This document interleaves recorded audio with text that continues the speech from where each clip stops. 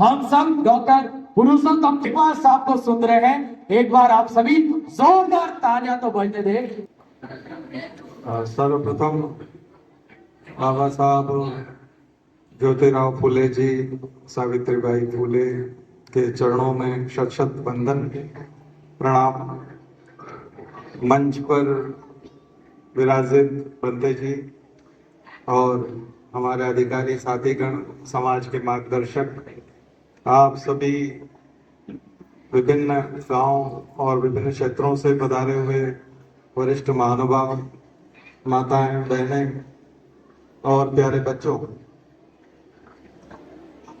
आप सभी ने एक ध्येय वाक्य सुना होगा भगवान बुद्ध का, अत्त दीपो भव, अपना दीपक स्वयं बने।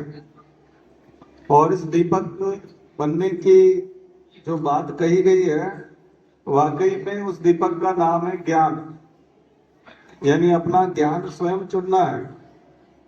और हर युग में, भगवान बुद्ध के समय में, अशोक के समय में, बाबा साहब के समय में, ज्योतिबा के समय में जो समस्याएं रही है, उन समस्याओं का समाधान उन लोगों ने अपने युग के अनुरूप निकाला है।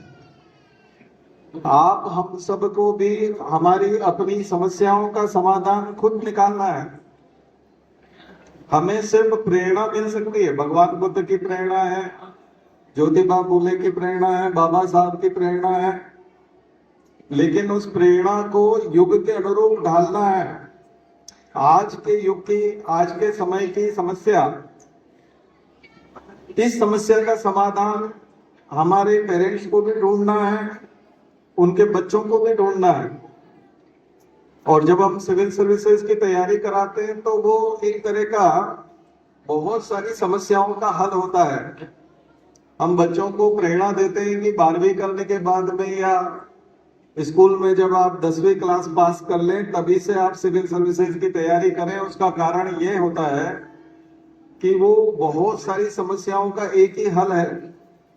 उसमें न केवल आपकी सामाजिक स्थिति अच्छी होती है, बल्कि राजनीतिक रूप से भी आप प्रभावशाली हो जाते हैं, आर्थिक रूप से आप सक्षम हो जाते हैं, कानूनी रूप से आप जानकार हो जाते हैं, और न केवल आप अपना खुद का, अपने परिवार का, बल्कि समाज का, अपनी जाति का, सभी का उद्धार करने की क्षमता रखते हैं। हालांकि अनुभव में ये देखना है कि लोग सर्विस में जाने के बाद बहुत ज्यादा समाज का ख्याल नहीं रखते हैं और वो अपने आप में मस्त हो जाते हैं, लेकिन उद्देश्य जो हमारा होना चाहिए सिविल सर्विसेज में जाने का, हमारे समाज को आगे ले जाने का होना चाहिए।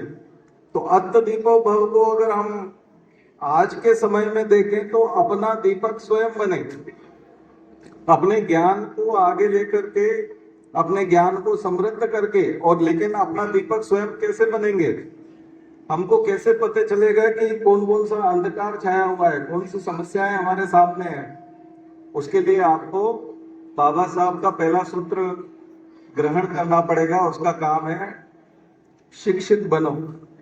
और शिक्षित बनने का मतलब डिग्रियां लेना नहीं है।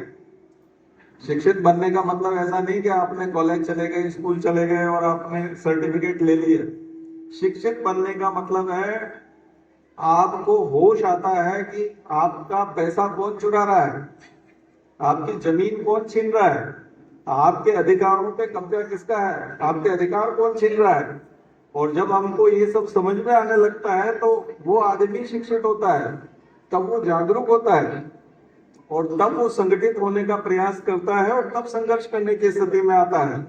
तो पहला चरण जो शिक्षित बनो, पिछले आजादी के बाद से शिक्षित बनने का जो मतलब था, उसका MA BA करना, इंजीनियरिंग करना, डॉक्टरी करना, ये मतलब रह जाता है। ढेरों लोग जो है PhD कर लेते हैं, तो PhD बन करके भी यदि आप एक कांस्टेबल से डर गए, पुलिस कांस्टेबल ने आपको बेवकूफ बना दिया, तो फिर आपके शिक्षित होने का कोई मतलब नहीं है। आप उसको कानून की भाषा में बात नहीं कर सकते। आप अपनी जमीन, आपके पड़ोस में कोई बदमाश आदमी है, दबंग आदमी है, उसने आपकी जमीन पे कब्जा कर लिया, आप अपनी जमीन नहीं छुड़वा पा रहे हैं, आपके पास डिग्रियां ढेर सारी है, तो फिर उस शिक्षित होने का कोई मतलब नहीं है। शिक्षित होने का मतलब होता है जागरूक होना, अपना दीपक स्वयं बनना, अपने अधिकारों की रक्षा करना, सबसे पहले अपने अधिकारों की सीमा को समझना कि आप कहां तक अपने अधिकारों को मांग सकते हैं, किन अधिकारों की आप अपेक्षा रखते हैं, सरकार को आपके लिए क्या करना चाहिए, आप प्रतिनिधियों को आपके लिए क्या करना चाहिए। आप उनको पकड़ करके पूछ सकते हैं। अगर आप प्रश्न पूछने की स्थिति में नहीं है, अपने अधिकारों की समझ आपको नहीं है, तो फिर आप शिक्षित नहीं है। बाबा साहब ने कई तरह की शिक्षा प्राप्त की थी। वो चाहते तो कोई सा भी बड़ा अधिकारी या बहुत बहुत बड़ा पद लेकर के अपनी जिंदगी गुजार सकते थे, लेकिन उन्होंने सबसे ज्यादा जोर दिया कानून के ऊपर और कानून की किताबें लिखी। हमारा संविधान जो सबसे फंडामेंटल लॉ ऑफ लैंड कहा जाता है वो उन्होंने लिखा। और उसके बाद भी वो जब मंत्री बनने का मौका है तो कानून मंत्री बने। तो आप देखिएगा कि जब तक हम कानून की भाषा नहीं जानेंगे, जब तक हमारे अधिकारों को नहीं समझेंगे, हमारे शिक्षित होने का कोई मतलब नहीं निकलेगा और हम संगठित होने का प्रयास भी नहीं करेंगे। और संघर्ष करने का जो एक मादा होता है, संघर्ष करने की जो एक जज्बा होता है, वो तभी पैदा होता है जब हम पूरी तरह से शिक्षित होते हैं। इसलिए अपने बच्चों को जागरूक करिए, शिक्षित बनाइए। हो सके तो जीवन में एक बार सिविल सर्विसेज की तैयारी जरूर कराइए, चाहे वो अधिकारी बने या ना बने। मुझे लगता है कि आने वाले समय में भारत में जिंदा रहने के लिए भी इस प्रकार की तैयारी जरूरी होगी, तभी आप अच्छे से मेरे लोग सहमत होंगे। क्योंकि ये लोग सिविल सर्विसेज की तैयारी कर चुके हैं तो इनको पता होगा कि सिविल सर्विसेज की तैयारी एक बार जीवन में बहुत जरूरी है। जो एक बार जीवन में तैयारी कर लेता है उसके बाद उसका स्वरूप, उसका स्वभाव, उसका सोचने का तरीका, उसके काम करने का तरीका सब बदल जाता है। तो अपने बच्चों को कानून की शिक्षा के बारे में बात करें, सिविल सर्विसेज की तैयारी के बारे में बात करें, बहुत सारे विषयों को पढ़ने दें, समाज को जानने दें, लोगों को जानने दें, घटनाओं को समझने दें, न्यूज़पेपर समझ में आ जाए। और सबसे बड़ी बात जो अंत में मैं कहना चाहूंगा कि अभी जो नए जमाने की टेक्नोलॉजी है, खास करके आर्टिफिशियल इंटेलिजेंस है, मशीन लर्निंग है, लार्ज लैंग्वेज मॉडल है, इन सबसे बच्चों को परिचय कराएं और उनमें पारंगत कराएं। उनको अच्छी क्वालिटी का फोन ला के दें।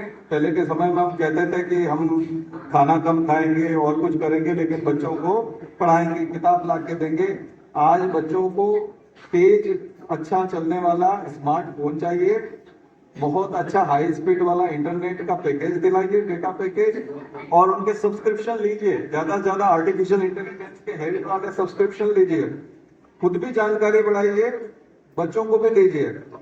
1000 गुना ज्यादा ताकत है एआई में, 1000 नहीं बल्कि लाख गुना ज्यादा ताकत है। आप कभी नहीं सोच पाएंगे एआई के बराबर, आर्टिफिशियल इंटेलिजेंस के बराबर।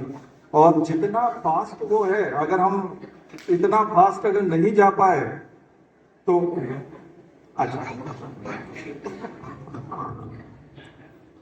अगर हम इतना ज्यादा तेज गति वाला इंटरनेट और इतना तेज गति वाला ज्ञान अगर हम सही समय पे नहीं जान पाए तो हम चूक कर जाएंगे। देखिए, अभी तक जो पिछड़ापन था उसको हम फिर भी हमारे युवाओं ने पकड़ लिया, लेकिन इस बार अगर हम पिछड़ गए तो हम कभी नहीं पकड़ पाए। ये एक ऐसा मौका है, युग में आता है कि आपने देखा होगा कि किसी ने, जब कार आई थी तो भारत में पहली बार कार आना और उसके बाद हर आम आदमी के हाथ में कार आने में 100 साल लग गए। पहली बार कोई आदमी हमारे शहर का हवाई जहाज में बैठा होगा, उसके 50 साल बाद फिर गांव का आदमी हवाई जहाज में बैठने लग गया। पहली बार किसी गांव में कंप्यूटर आया होगा, उसके 25 साल बाद गांव के दूसरे लोगों के यहाँ कंप्यूटर आने लगा। टेलीविजन में भी लगभग 25 साल का अंतर था। लेकिन अब ऐसा है कि अगर हम पिछड़ गए 1 साल भी, तो 1 साल बाद नई टेक्नोलॉजी आ जाएगी और वो इतनी तेज होगी कि उसको पकड़ना मुश्किल होगा। तो आज मेरा आना भी सार्थक होगा यदि आप अपने बच्चों को नई टेक्नोलॉजी की तरफ ले जाएं, आर्टिफिशियल इंटेलिजेंस की तरफ ले जाएं।